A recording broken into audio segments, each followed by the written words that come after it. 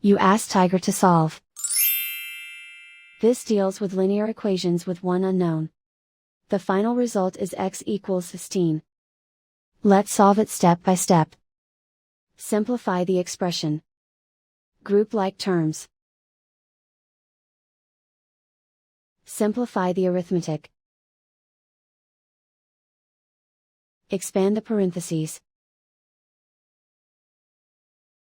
Simplify the arithmetic. Expand the parentheses. Group like terms. Simplify the arithmetic. Group all constants on the right side of the equation.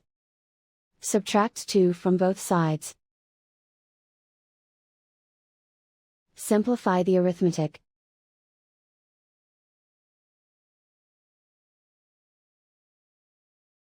Isolate the x. Divide both sides by -2. Cancel out the negatives. Simplify the fraction. Cancel out the negatives. Find the greatest common factor of the numerator and denominator. Factor out and cancel the greatest common factor. And so the final result is x equals 16.